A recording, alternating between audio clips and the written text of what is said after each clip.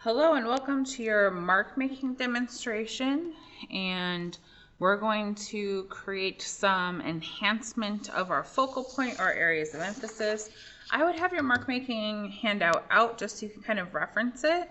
And I just wanted to show you, so I finished my sky. I kind of started in on the mountains just to make sure I was going to have enough contrast and still not go too dark because I want them to look really far away.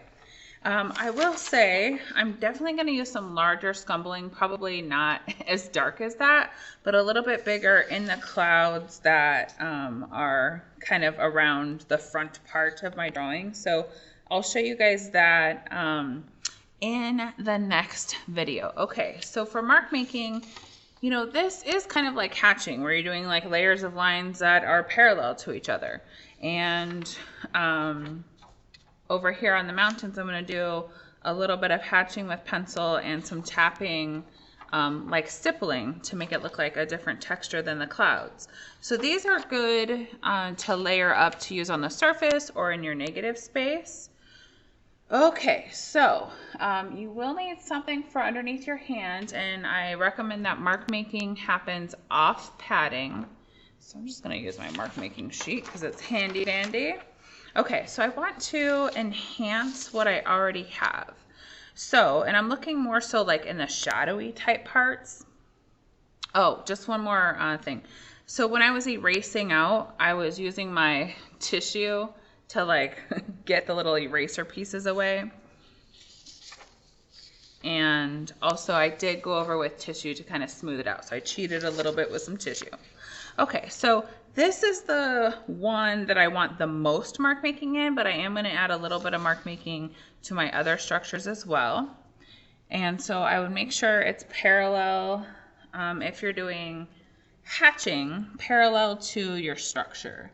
Okay, so in here, I'm going to do some long, some short, kind of going right up to the edge and pulling away.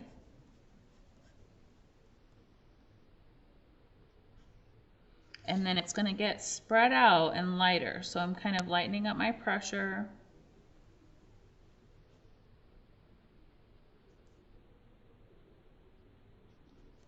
Just a little bit.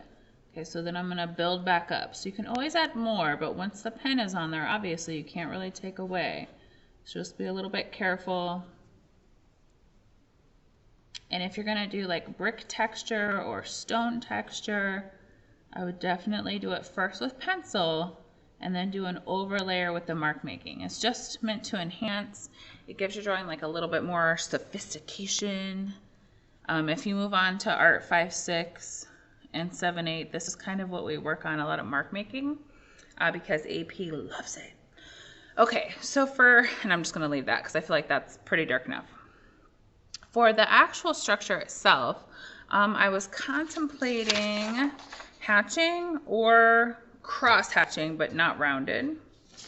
And if you love stippling, absolutely you can stipple. If you traced your project with Sharpie pen, you can use Sharpie pen for this as well. So if I was going to stipple, I would definitely use Sharpie pen. Just be really careful. It makes it go a lot faster, a lot easier. You can actually see it. Okay, so I'm going to actually do this plank because I do want that to look like it's close to the viewer. So I'm going to enhance the vertical slash, well, what would be like horizontal in reality. So I'm going to go back really lightly and go parallel to that angle until I get about here. Then I'm going to change direction.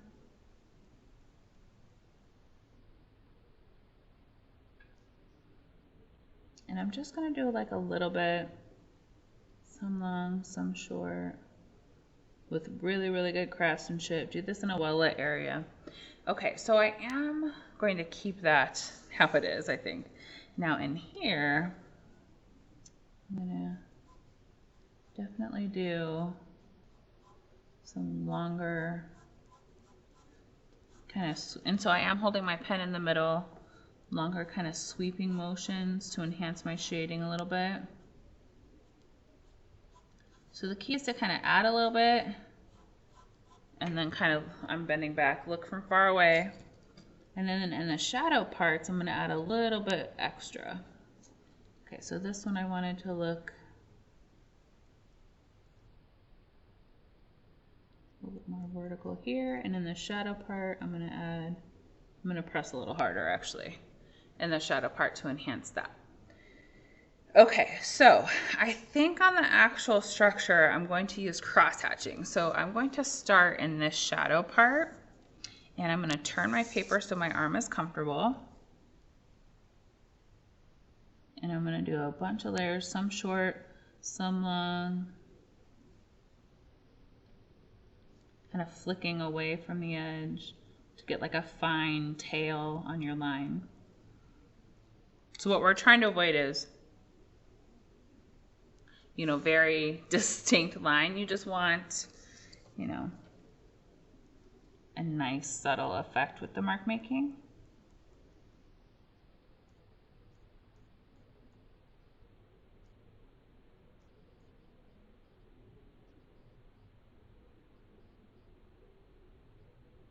Okay, then I would move my paper so my arm is comfortable and come back and do another layer. So I'm starting and then pulling away from the edge.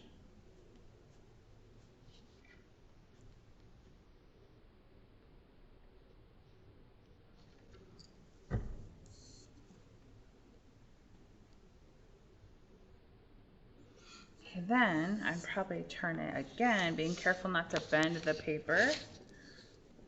And then I would do like another layer in the opposite direction, probably a little more that you can see. So if you look closely, you can see the mark making, but from far away it just kind of blends into your shading. So you don't want it to be so extreme that it kind of overshadows, no pun intended, everything that you've done. Okay, so then on this side though, like if I were to do cross-hatching on this side, I would definitely go in the direction that it's angled. So I'm gonna start that way. And I'm gonna do like sweeping kind of line.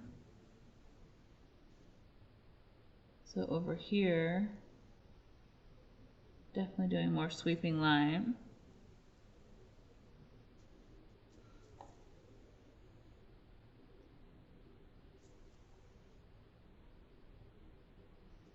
And so then I can kind of build up those layers to where it's not making it much, much darker.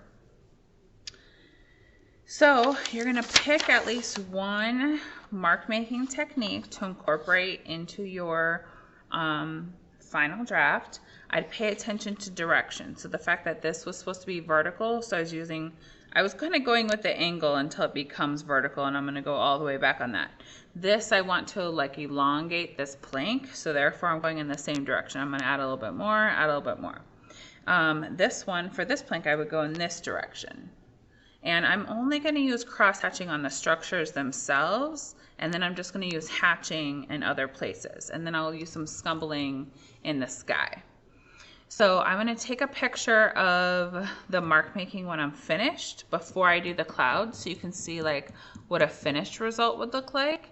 And if you have any questions, feel free to ask those in your next Google Doc, or you can always email me. And if you want suggestions on what you should use, then feel free. So a lot of times the glass is mark making to make it look shiny. So if you have a ton of glass, then you're just gonna enhance that with the pen. Okay, good luck, have fun.